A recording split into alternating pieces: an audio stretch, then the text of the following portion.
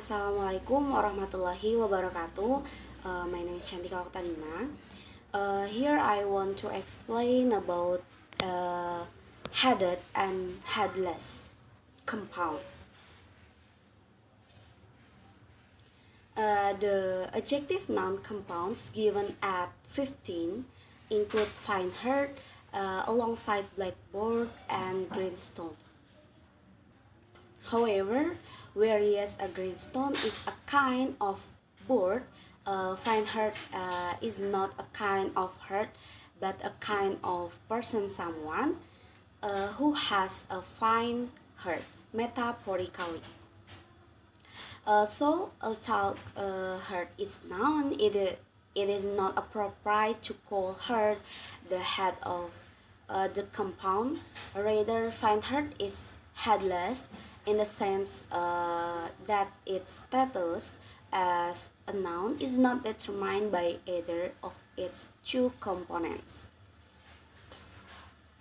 Similar headless adjective noun compounds are loudmouth and ratsback, a kind of bird that has red legs, and headless noun compounds are stickleback, a kind of fish with spines on its back, and substitute view.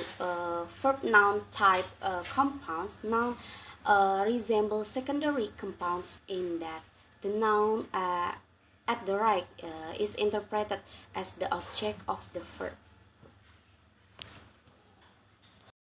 The next slide, example.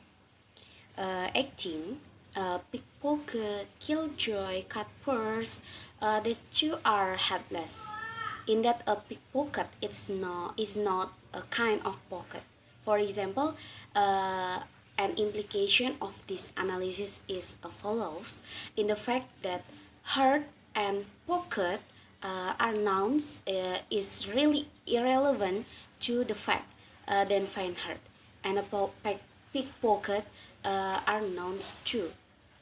We should expect there to be some headless nouns in which the second element is not a noun at all, unlike with perhaps headless adjective in which the second element is not an adjective but expectation turned on to be correct. Some nouns consist of a verb and a preposition or adverb. Okay, next example. 19, take off, sell out, warp up, sit in.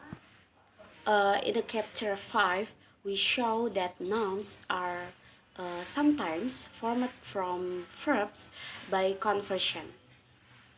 That is with no affix. That nouns at 19 can be seen as a special case of this, where the base is a verb plus another word, or sometimes constituting a lexical item, as illustrated in 20.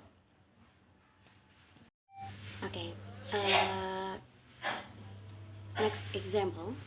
Overland, in-house with profits, offshore, down market, upscale, underweight, and the last over budget. The adjectivical status of these compounds can often be confirmed by their appropriateness in comparative context and with the modifier vary. And the next sentence, the example, they live in a very down market neighborhood. And the next, this year's expenditure is even more over budget than last year.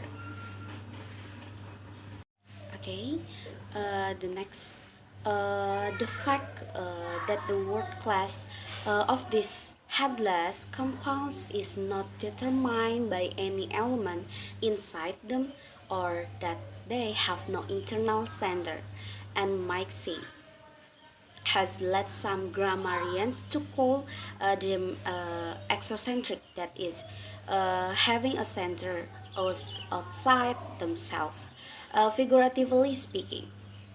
According to this approach, headed compounds would be regarded as having uh, an internal center and sheer enough.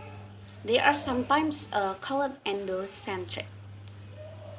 I think that's enough. That's all I can explain. More or less. Apologies.